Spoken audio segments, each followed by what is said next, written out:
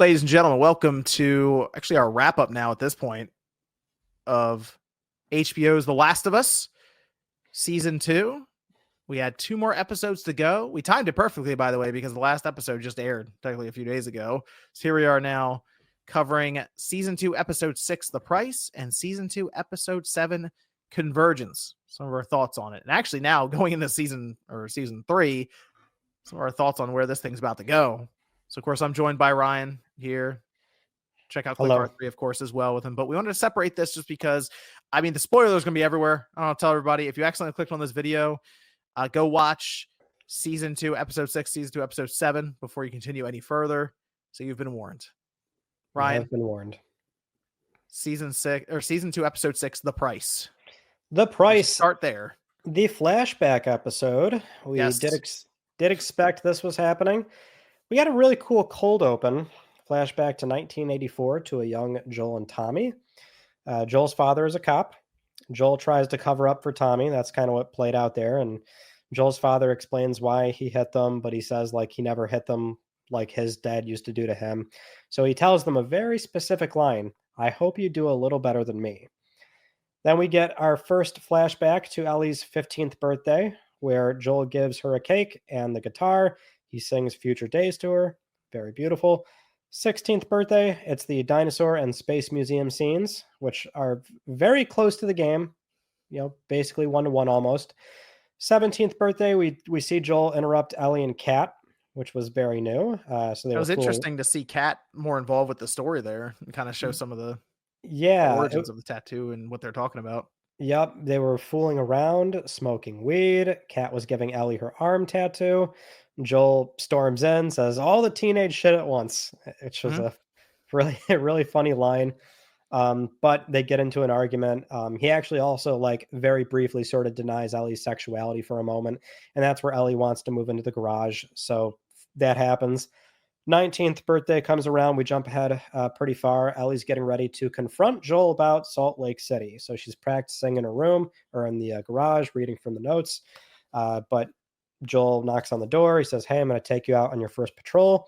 That's where they meet up with Eugene. Eugene got into some trouble on a patrol. He was bit. Joel promises Ellie that they'll take him to see Gail. So Eugene sort of makes a plea of like, hey, let me just say goodbye to Gail. Joel promises Ellie, like, don't worry, that's what we're going to do. Ellie goes off to get the horses. Joel kind of takes old Yeller to the lake and gives it to him in the back of the head. So he lied to Ellie again. So back at Jackson, Ellie calls out Joel's lie because he's lying to Gail about what happened, trying to really make it sound like it was, nice and all beautiful and things like that. But she very distinctly, when she called him out on his lie, she said, you swore. Now he promised her, but she's saying you swore, which is kind of Ellie's way of saying like, you just lied to me twice and I know about that first lie. Then we jump 9 months later on New Year's Eve. We see Joel's perspective at the dance. Then we get the full Joel and Ellie porch scene. It's 1-to-1 right up until they combine Ellie's confrontation about Salt Lake. So it's like actually line for line until they combine that Salt Lake scene and she does confront him. And that's where it's also very similar, but this time around they add the Joel sort of brings it roundabout here where he says, I hope you do a little better than me. And then Ellie says, I can't forgive you, but I'd like to try. Then we cut to Ellie back to the theater. What'd you think of episode 6? I think it's the best one of the season. Best of the season. I think you're right. I think you're right. Yeah, this was good. It also gave so we see this at times. I mean, it's trying to kind of recreate the game, but not always. And we're still lining them up together and almost putting them all together in like one bucket. So we're taking some of the context from here, some of the backstories we don't see in the game, and just kind of throw it at the game and like, let's add it together. That there was some closure there for Joel a bit with that flashback at the end on the porch. Just kind of what he was saying to Ellie about his feelings with her and everything. Like it was because during the game, everything that happened there with Joel dying, you never really saw him being that upfront with Ellie with his feelings there. And here he was just as upfront as possible. It was the thing that I think a lot of people wanted to see him say to her. but we never really saw it like that in the game. We always saw him get up against the glass basically, but never breaking through. And I think this was just a really good moment for even people who think the game has been doing it better this whole time. I have to point out that I think the show did it better there and actually gave people what they wanted. You are right. You are definitely also referring to like him confessing love, like a parental love, Mhm. which Yep. was like super beautiful. So like yeah, it got very tense and it's one of those things where like I think a lot of people were complaining about just how exposition heavy it is or how in your face it is. The whole like they're breaking the show don't tell concept or whatever the case is. Because Ellie's like, did you kill them? Yes. Could they make a cure? He said yes. That's up. Like people keep bringing that debate up once again, 10 something years later. But it's like it's cool that he did look at her in the face and say, because I love you in a way you can't understand. And when that came up, I just I don't know. I melted. I'm like, oh my God, this is crazy. And they both sold that moment very well. Mhm. Yeah, that was the good acting all around. It was a very good scene, and I do think if that scene had been placed into the game, I think the game itself would have just been more complete maybe for people. So this, like I said, this kind of gave people closure with Joel a bit. Which I mean, he got killed off at the beginning of the season, and now he's kind of getting that moment through a flashback that no, actually, this did happen. Because the whole time we're thinking about it from the game's perspective, where it was always implied, and they're going through the whole thing of, like you mentioned, teenage girl, parent, not specifically a dad figure at that point, right? A father figure, not really sure how to communicate. And so they're kind of like passing each other constantly with what they're saying. But in that case, they just hit each other dead on with it, head on.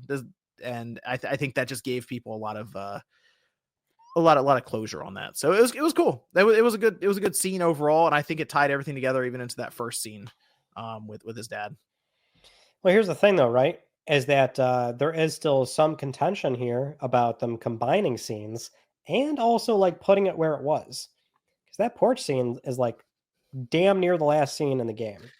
It is, I and it mean, makes we're sense at the end, but again, it's still do you they're think moving stuff around for the TV audience, so I was gonna say like because they keep dropping the podcast every week to sort of talk about the decision making. So the thought process here they set out right like we just think it needed to be moved up.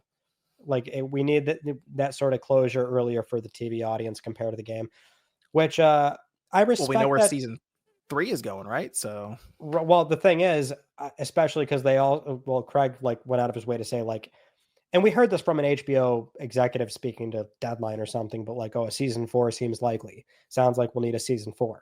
If we assume season 4 is maybe going to be like a extended Santa Barbara section, that means you're not going to get that porch scene for like 5-6 years. yeah, that it won't hit the same. It won't land the same.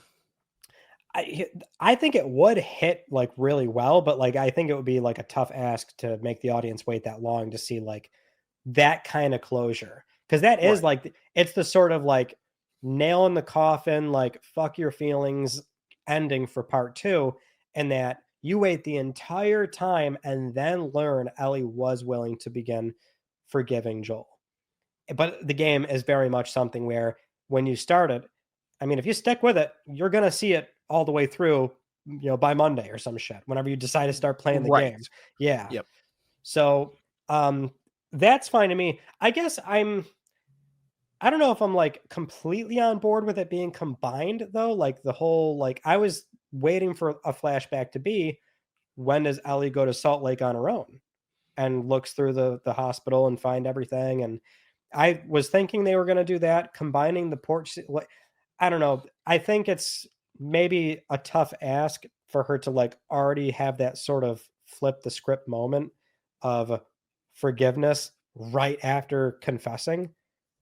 You know what I mean? Like in the game, there's very much this. It's that same level of animosity they have towards each other, but that context is Ellie knew, and that's why they have animosity. You know, where Right. whereas this, it's a 9-month window from that last birthday to now. And so I don't know. I feel like the game still had a bigger punch as far as the setup of she already knew and she found out on her own, and so that's kind of where the struggle was. The whole forgiving him right in that moment thing, as beautiful as it was, I'm not saying it was bad. I think it's slightly still like the game edges it just a little bit more for me. I almost want to take both elements and combine them. Like I want the game Joel to say like I love you in a way you can't understand, but I also want it to be the way the game did it, you know? Yeah, that also though going through this again, the audience kind of that they're targeting here with this more, you could say more mainstream. The entire like half the episode it has to be super relatable to a lot of parents with teenage daughters, you know, where they're like they're moving the bed into the basement or out into the, you know, in the middle of the night. Of course, they can't wait. They got to move the bed, you know, all these things. And it's like it shouldn't be a relatable environment because it's like infected and warring factions and it's like kill or be killed any day of the week kind of scenario. But then it's just like those little like more humane things like that where it's like, oh okay, it's the typical, you know, father daughter relationship where they're going back and forth, no one really understands each other. And I think the whole episode was done really well to where it kind of took you a little bit, although they did go on that run and they had to kill the guy Eugene, but for the most part it was kind of like more of a grounded kind of story that a lot of people I'm sure can relate to. Yeah. What did you think of the Eugene scene? Yeah, I like I didn't mind the idea of him getting called out when he got back to camp because that I will say that I mean he actually got slapped pretty hard. I was like looking at that like, wow, did she actually like slap him? Like it hit pretty hard. But so Joel obviously the way he's really talked about all of this is I'm not risking anything. I'll be cold hearted about it. And he was outright. And I don't know. I feel like I still would have brought him back to camp though. I feel like I would have. I'd be like, nah, come on, we'll trail you behind, we'll drag you there or something. But then there's also the thought of you're gonna then kill the guy in front of his wife. Well, yeah, I mean, I think that's like the dilemma that scene presents. I Yeah.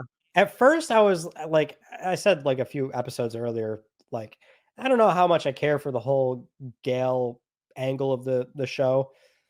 Um, I think it kind of was like redeemed with with how they did Eugene. I'm like, damn, this hits pretty heavy for the way they're presenting it because it very much is that sort of Joel's doing the adult decision where like these are the rules, we stick to them. He's also a very hardened guy in the sense that like, you know, he can maybe put empathy aside and this is how we do things. I'm not going to jeopardize Jackson. These are our rules and we're sticking to them.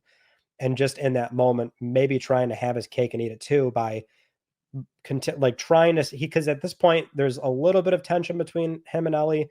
He's trying to like, you know, maintain that or get it back to where it was, keep that spark alive. So he maybe makes a promise to her, fully realizing that he's going to break it moments after. Like he made the right adult decision, but he shouldn't have promised anything to Ellie in the interest Right. of trying to appease her. Yeah, that's but the part where she realizes that he lied even though he promised or he swore, that obviously just immediately flipped the switch in her mind. So I like Yeah. that part. I like the whole thing of her just calling him out immediately at the camp. It looked very awkward, obviously, but even Joel looked like completely shocked by it. So Yeah, it's weird. Like Pedro does a great job at like the whole not saying a damn thing, but yeah, you can tell like it's that slight facial change of like, oh my god, like something's going on here, and she really knows, or having that like weight drop in your stomach of like, oh crap, like I did not do good here. The birthday scene or the dinosaur space museum, loved it. Love yep. that scene too. Yeah, they nail that as well. The whole time, like like most of the episode, rather, like I'm just like smiling the whole time. I'm like, this is just great. I can't believe they stuck to most of this, and then seeing Ellie and Kat as well. That's a nice little nod This there. That was we Neil Druckmann's episode, right? Who directed it? he and Hallie, I believe, were writing it with Craig, and then Neil directed it. Yes. Yeah. Yeah, very good, very good. So that was episode 6. I do like too that because like in the game they space all the flashbacks in between like the days of Seattle. I think it does punch pretty well here for the TV audience in that they very much commit to the idea of Joel's dead. You're not seeing him for like multiple episodes. And then by the time they're ready to show him, it's fine doing it all in one episode. All one So shot. Yep. it feels earned. The death feels earned. It feels respected. Just moving the timeline around a bit is still something that I'm a little iffy on, but otherwise I think it was definitely the best episode of the season. But we do only have one episode left. That is episode 7, Convergence, which this one had no cold open. I was kind of hoping there would be one, but nothing. So we get the scene where Dina cleans Ellie's back after returning from Nora, but this time Ellie explains exactly what Joel did at the hospital. And that's where they decide it's time to go back, which is kind of different from the games, obviously. So they do make that realization of we got to get out of here. Ellie and Jesse are then going to the bookstore, but they have to talk about Dina being pregnant. So that's where Jesse finds out, and that's like a whole thing. But they initially get caught in between this scenario where they have to hide while a WLF like crew confronts a Seraphite. And Ellie's like about to do this weird thing where she wants to intervene, but Jesse pulls her back and says, "This isn't our war. Don't get involved." Then Ellie and Jesse hear about a sniper at their rendezvous point, and that's where Ellie figures out that the aquarium is where Abby is. And that's also the very similar scene where she gets into an argument with Jesse. Although in this circumstance, we get a call back to the council meeting where Jesse reveals he did not vote. Oh, Yeah, he didn't vote. Well, he didn't vote yes, rather. He yeah. said no. So that was actually kind of a good little spat back and forth. Then Jesse gives that line of like, "I really hope you make it." Then that's where they split off. Ellie gets on a boat to the aquarium. Then she gets washed ashore to the Seraphite Island temporarily and almost dies from being hung up by Seraphites. But that is right when the Seraphite and WLF war happen, or rather the WLF plan their attack on the Seraphite Island, which I know, John, seems very, what the hell was the point of that? So I assume it was to set up like what's going to be going on with season 3. Like, hey, there's a whole island, the Seraphites there, and you hear the attack starting. The thing that that really stuck out to me, and maybe it's something that's going to be glossed over by a bunch of people, is like maybe the general viewing audience, is the fact that Ellie lived through that. Because they're gonna, like you said, they're gonna string her up, they're gonna cut her open, I guess, do the whole ceremony thing. But they hear the whistle, and their immediate thought is leave her. Leave her. Don't shoot her, don't cut her, whatever. Don't like cut her down real quick, you're out. And she's dead. Instead, they're like, yeah, leave her here on the island for her to be able to do whatever. She has guns and everything. Who cares? They just leave her and walk away. I don't know. That seems like it stuck out to me a little bit. It's a little strange. Oh no, not just a little bit. You're not alone in that. So okay. So real quick, that happened. She gets back to the aquarium. The Mel and Owen scene happens. She finds them. Definitely different this time around. First off, no Alice, no dog killing. So we did not kill a horse, and we didn't kill Alice. Hey, good for people that don't want to see animals killed on screen. And I'll admit I'm one of those people. Okay.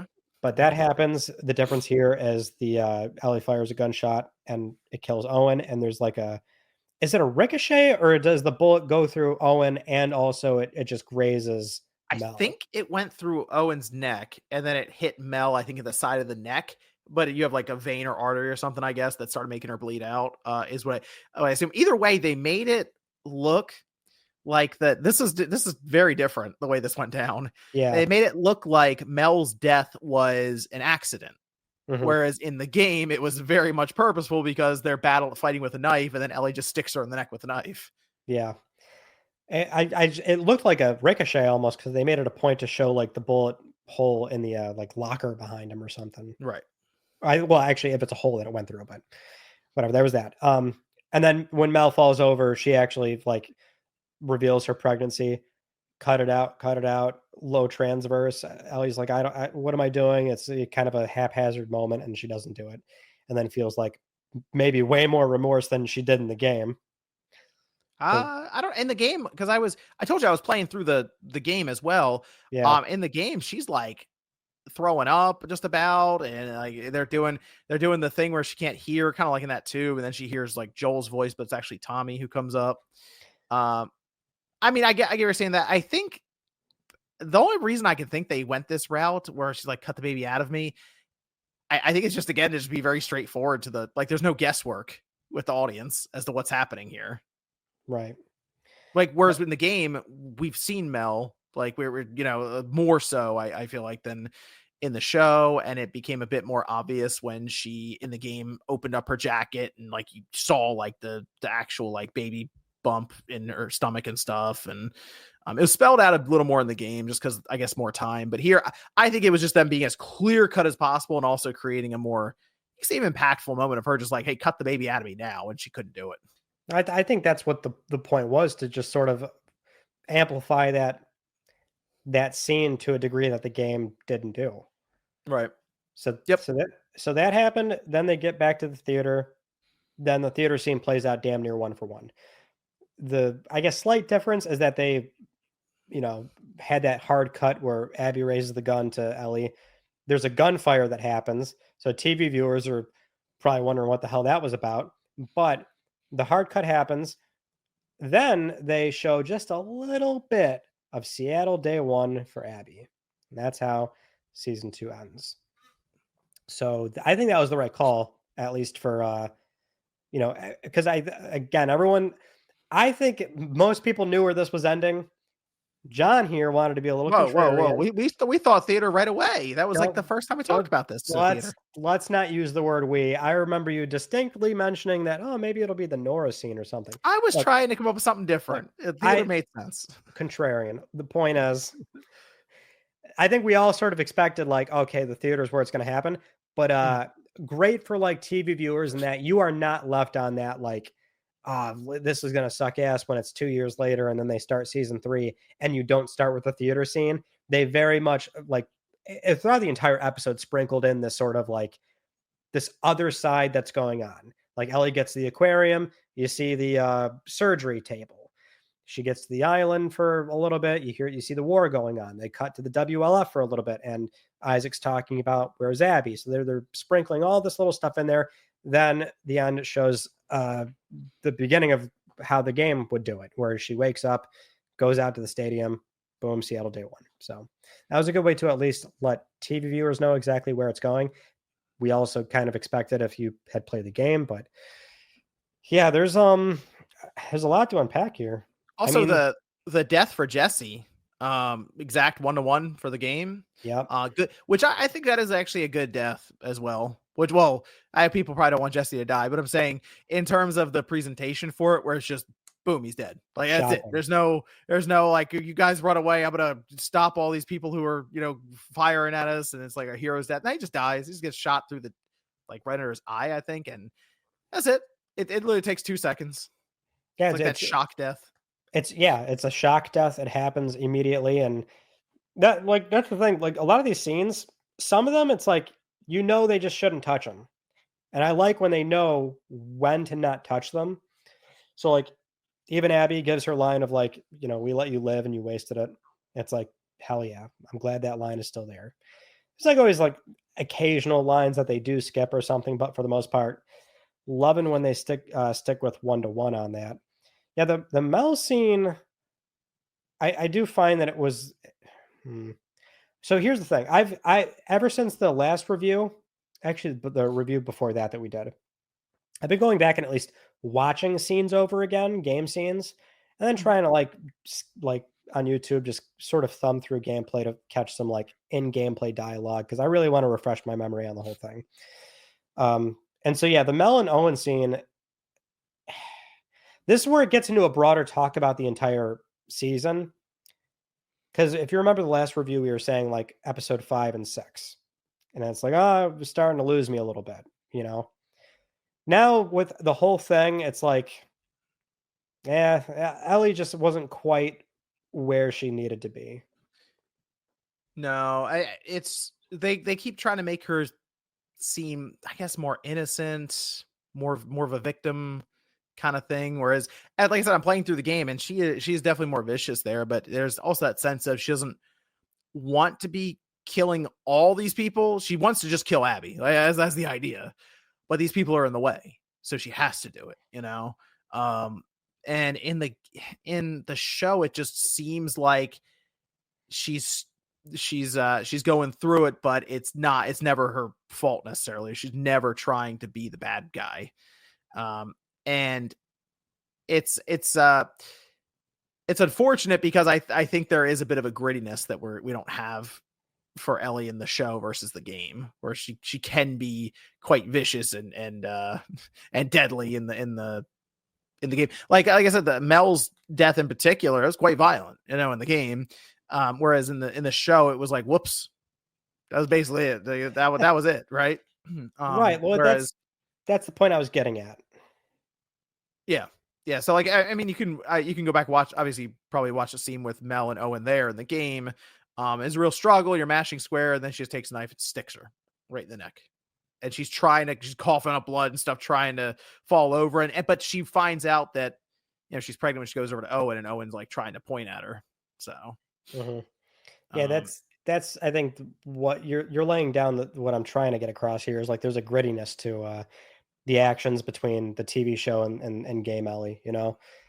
Like I'm not saying that either Ellie is like really enjoying what they're doing when they're killing the people that are not her target, but like I don't know, the Mel and Owen scene, like it kind of punched harder in the show with like how like it felt like, oh, I didn't mean to kill this pregnant woman, and then the whole cut it out thing, like it, I don't know, I'm sitting there watching it, I'm like, holy shit, this is so insane and stressful, this is crazy how they're doing this, but that doesn't hit the same way the game does, as far as it feels so aggressive.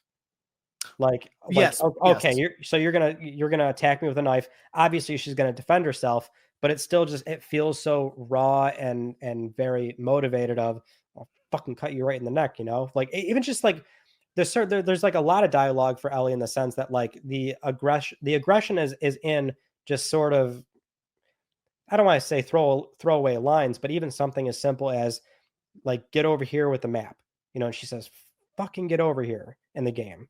And then in the show, she's just like, you can tell she's like cold from the water, which is realistic, but she's like, you're going to grab that knife. And then I don't know.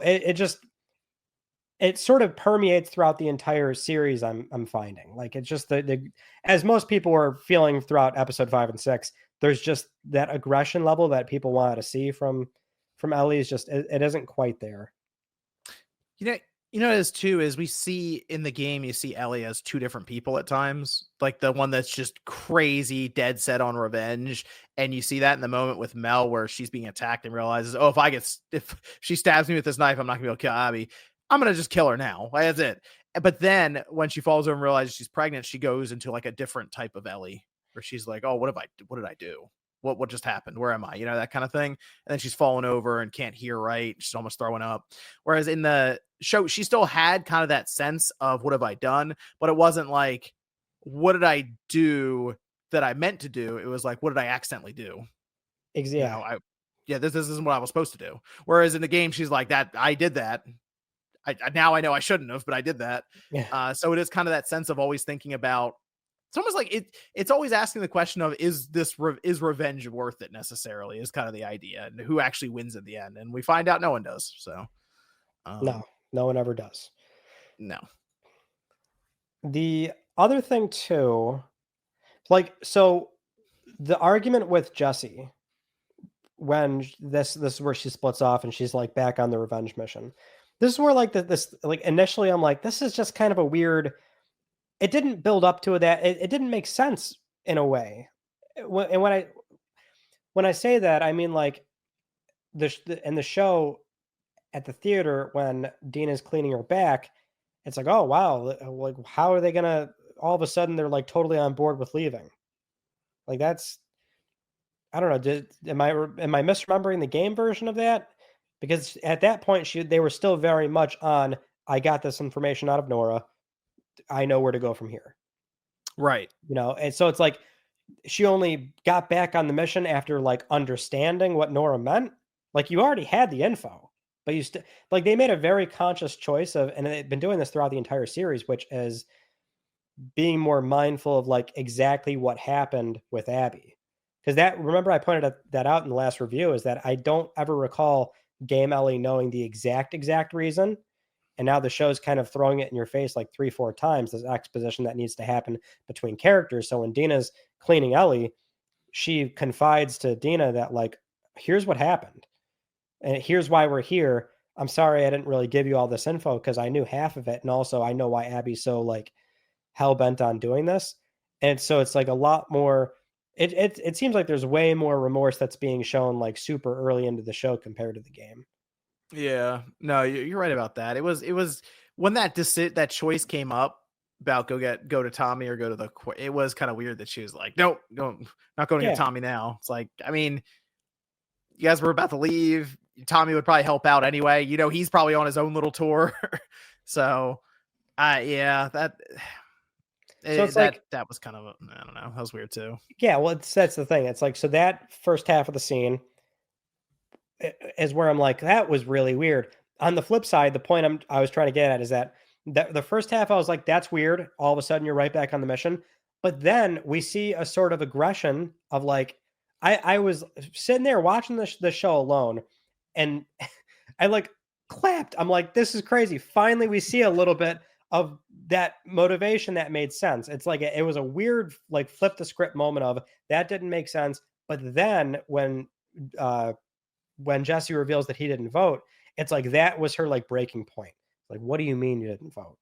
And like, you don't understand. Like, you let a kid, like, well, that kid scene at first made no goddamn sense at all. I'm like, why the hell did they include this? Like, her trying to save the Seraphite kid, which has a parallel to Abby in a way, but I'm like, that was a really weird scene. But then it came right back around once they had this argument of, you tried to say that you let that Seraphite kid die because he's not in your community, being a very accusatory, and then saying my community died right in front of me. And she's like, like, fuck the community. I'm like, oh, that's crazy. That's the most aggression we've seen from her.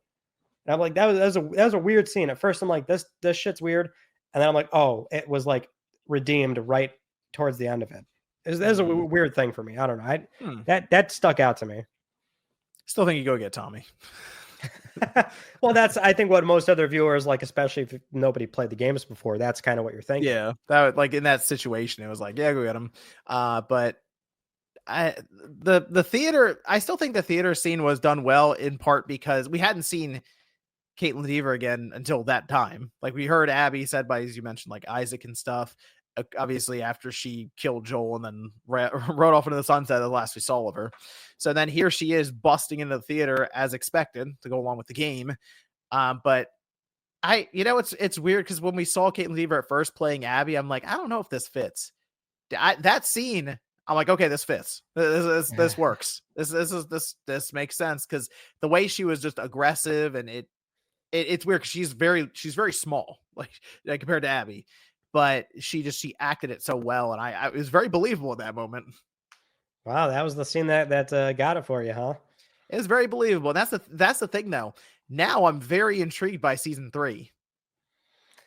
I'm still shocked, man. I'm still shocked. I'm like, wow, that was the one thing. I'm like, I thought they were going to move the timeline around as far as like showing more Abby, but they are committing to, like, I don't know, you would think like the first 3 episodes is like completely Abby. I think most of the next season is Abby. Like the way that did you see the podcast between Neil Druckmann and Colin? No.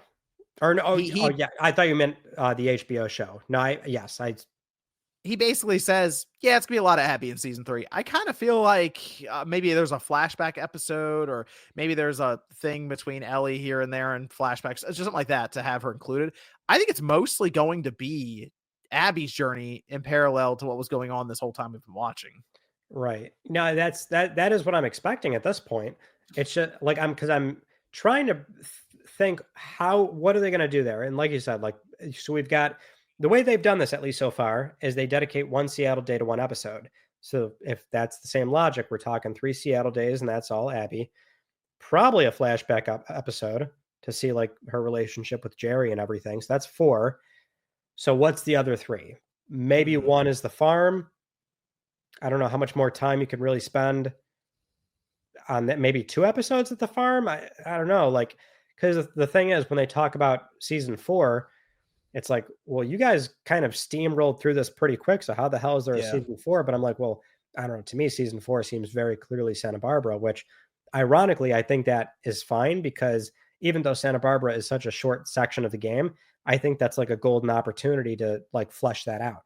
Yep. Like, because it's like Yep. a whole new location. So you could easily do one side of Abby getting to Santa Barbara, one side of Ellie getting to Santa Barbara, one episode that, sort of kicks off the Rattler, maybe 2 episodes with the Rattlers, and then the third where maybe the sort of end arc of the Rattlers happens. So I think Santa Barbara does make sense there, but yeah, you would presume 3 is going to be primarily Abby, which is insane to me. I could see the last couple episodes being like what happened at the theater, filling in that cliffhanger and stuff. And then maybe after the theater to work to set up the final season where it all converges at the end. Yeah. You would think. But man, I don't know. You think the pacing of this last episode was too fast? Was it too fast? It felt like a lot happened in that one episode. Well, so like let's touch on that, like that thing that they did where Ellie gets washed up to shore on the Seraphite Island for like what I think that actual screen time, like the full thing was like 3-4 minutes. It was like the weirdest sort of why was that in there? Now they explained it on the podcast. They talk about how it's a matter of like that very weird that I don't know. Again, it's a buildup that doesn't feel earned here because Ali hasn't been showing this much aggression or motivation in the same way the game is presenting it. But the explanation is that she was just given an opportunity to live, and she chooses to still go for Abby. That's their explanation. That's fine. I feel like nobody is, even people that have heard that explanation are still like, why was that there? That was a very weird pacing thing to it do did. That. It just stuck out is all. Like it felt like they needed that scene to be there, so they just figured out a way to get it there. And that was it. It's like, yeah, all right, play's getting attacked. Moving on. Ellie lives for some reason. Neil said it was in the game too. It was like a thing they had to cut. And and I think, okay, if that was in the game, that might have been fine if it was like a 2-hour section or something. And I like you're in that moment, you're playing it, it feels longer too. But like here for what was like 3-4 minutes, like I'm like, wow, that was very weird. There's just certain decisions with the show where it's like they blitz through some and then they spend a lot of extra time doing something else. And I don't like that's the show has an opportunity to do that because it should be a lot more talking. You can't necessarily have all these combat scenarios, but right. It's weird how they gameplay constantly to fill in a lot of the gaps and stuff. Yeah, it's weird what decisions they chose to like which ones should be longer, which ones should be cut or shortened down. Yeah. You're right. There are times where it just felt like certain parts of the game were represented here and just going on for way longer than expected. And then you get in episode 7 where they are just speed running this thing. It is so fast. Mm-hmm. I still think like they should have done like another 2 episodes or something. At least match last season. How is it not 9? How is it not at least 11 or 10? That's a good question. I wonder what the idea is when it comes to these, like the episode counts in a season like this. I mean, surely it's money, right? It's got to be money, just like cost and resources. I don't know, like because I think to myself like you could have done like Jordan's death. You could have done the whole pursuing Jordan and Leah thing before the TV station. That would have been really cool. You could have done like a whole episode for Hillcrest. I think there just needed to be a little bit of room here to maybe show like some combat. And that's the weird back and forth I'm seeing with like, people that played the game. And so they wanted to see this aggression and this rage from Ellie and that sort of deep dread and motivation that she'll have for this revenge mission. And like, it's like, I'm there too. Like it's not here in the show. You don't really feel it nearly as much. There is a distinction layer of like, oh, when Ellie's alone, you can see how she kind of has this other side of her where she gets back on the course of trying to avenge Joel. But it's just bizarre to me that they didn't have just a little bit more of that with combat. Like it doesn't make sense for 2 young women or just one young woman to kill hundreds of men or even dozens of men. Yeah. Even dozens. But there should have been just a little bit more. She killed like one WLF guy. I think that's it. She's Yeah, wait, how she got all those marks on her back then? rummaging through things. I don't know. Like, No, she's cut up and bloody on her back a lot. And I'm like, wait a minute. Now that you're mentioning it, did we see a lot of combat with her like that? well, like, okay, so like it's like it's that. Why didn't we get like even just a few minutes of her sneaking through the hospital?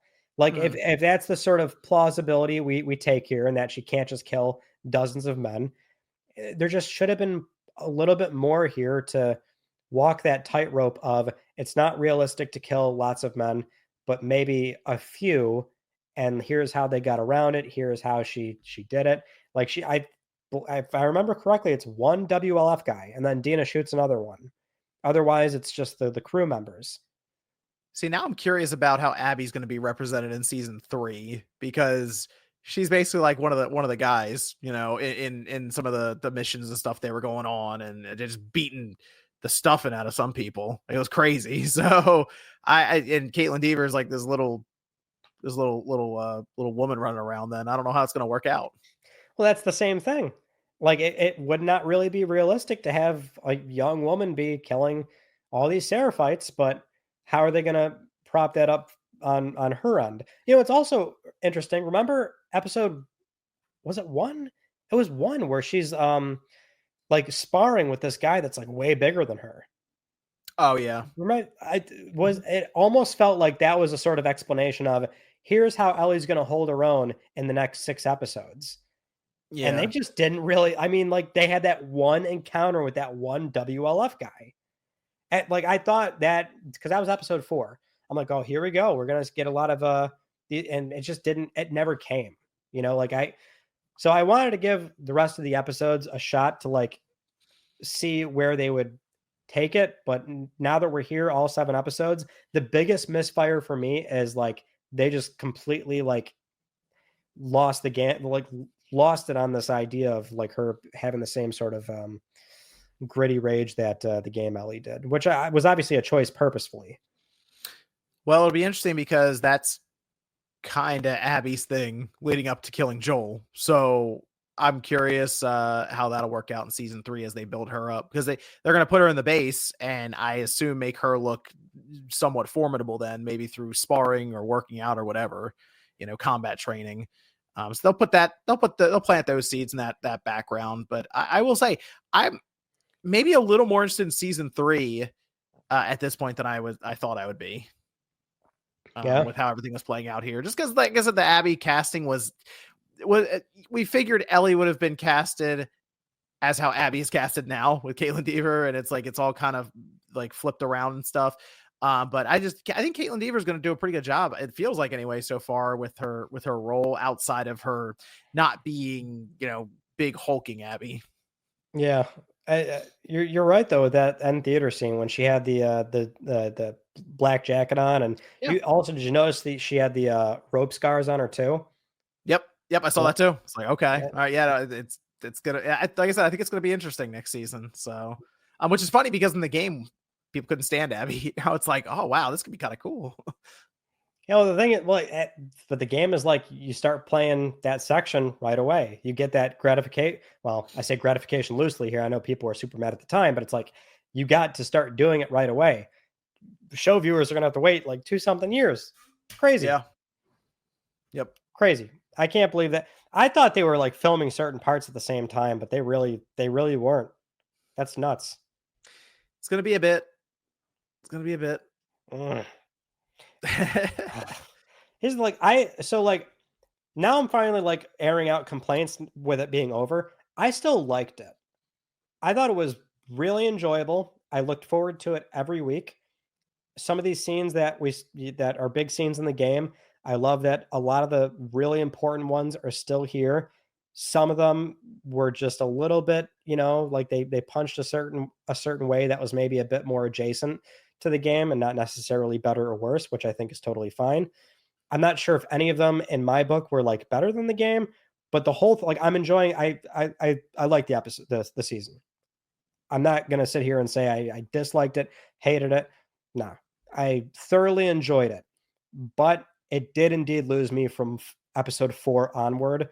It just the characters felt a different type of way. There was just certain decisions that didn't really totally line up for me. To where I wish there was just like that was the thing that stung for me. I think we should have had a few more episodes. I think Hmm. maybe Ellie should have been a bit more direct with her intentions here. Just give me a little bit more combat. Just a It little was bit more. down for me. It was down from season one. I think season one's better than season two. Yeah. Uh, but I mean, it's possible that hey, maybe season three is better than season two, and maybe back on the uptrend in a couple of years. But I think the biggest thing here is there were moments where it was just snail's pace, and there were moments where it was breakneck speed, and that's the thing. It was just it was kind of all over the place for that. But when they got it right, they really got it right. Like I said, season two, episode 6, the price was very, very good. And for a lot of people, just based on what they got out of it, that might have made the whole season worth it for them to sit through and watch. Also, I do like that they did not try to play around with Joel's death. Nope. He's getting killed. That's it. There was no, because we see them move stuff around. They could have killed Joel at the end for all we know. They could have spent forever building up to it for some reason. I don't know. They're finding episodes in random places. It feels like sometimes, especially in season one, they did some backstory stuff that just wasn't even in the game, and they filled an entire episode with it. So I like that they were very upfront. They took the chance. They killed Pedro Pascal right on screen, and that was it. With a golf club, beat him to death. So but again, for the TV viewing audience, you looked up the reactions. I looked up some after you mentioned it. They were not happy. So Did you really? yeah, you mentioned it. I was like, I'll check some out. They were not happy about any of that. Well, which I would almost ask which ones you saw. So it's funny, like I I don't ever like watch these types of channels at all. Like I didn't even know it was. It's kind of a rabbit hole I went down to be honest with you because I'm like, how?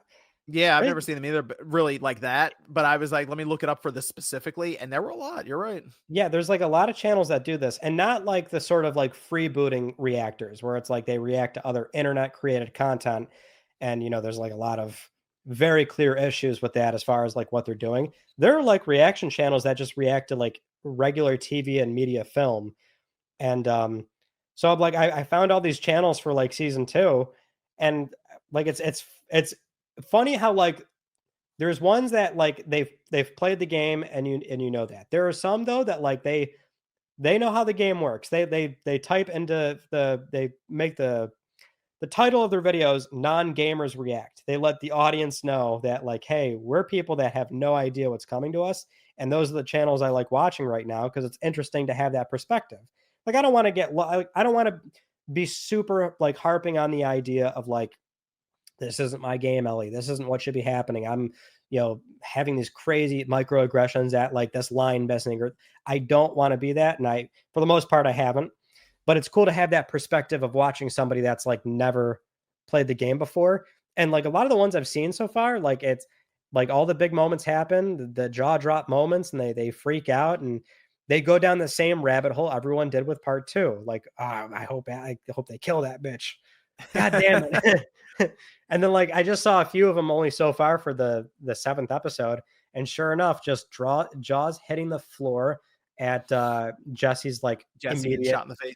It's crazy, and it's fun to watch those and just sort of like come back down to earth of like, yeah, if you never played the game, like there are people that are still getting a lot of like thrills out of this.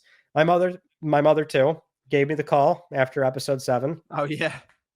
Ooh, she was fired up. Right, I answered the phone. It's she's so aggressive. She's like, "Tell me right now, does Ellie die?"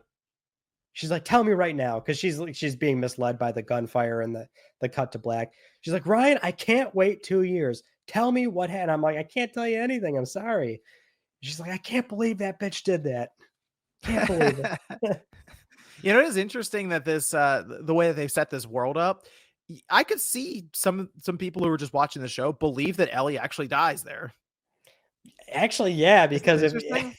because it seems like people are like what they've learned from this season is like, oh shit, everything's off the table. They killed Pedro. Sure enough, episode 7, Jesse dies right away. Well, not right Just like away, that. but towards the end. Yeah, actually, I'll call that out real quick too. I love what they did with Jesse.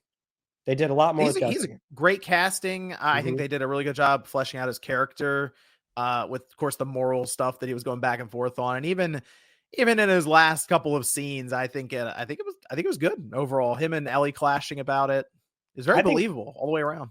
I think that was a better change, actually. I think that made way more sense for him to come as a sort of like an older brother type of area. Mhm. Like I'm not mad, I'm just disappointed.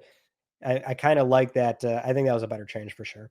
I Yep. also like that there were more infected. There's definitely more infected in the season. A lot more. Yep. Like that too. The stalkers were cool. Having the spores come back were cool. The big attack on Jackson was definitely awesome. I enjoyed all that too. To me, it was still a good season. Yeah. All right. Very good. Very good. Well, we have quite a while before we'll be back for any of this stuff. So, couple of years, I Couple guess we'll years. Oh my see. god. I just want more. That's the thing. I still enjoyed it. I want more. Give me season Maybe 3. by the time it comes back around, we'll just do a single mini podcast for each episode or something. Yeah, that'd be cool. A couple of years when it comes back. Yeah. So let us know what you guys thought about not only the last two episodes, episode 6, The Price, episode 7, Convergence, but also just the entire season. Any thoughts on it down below? Anything you're looking forward to for season 3 after the little teaser kind of at the end with Abby? So we'll be following her, I guess, for at least a good chunk of next season. But for us, that's about it. Ryan, any final words before we sign off? I'm sure there's a lot of things I'm not mentioning because I have so many emotions about the show, but for the most part, I covered the main points of where I sit with Oh, it. okay, very good. Thanks everyone for tuning in. We'll see you guys next time.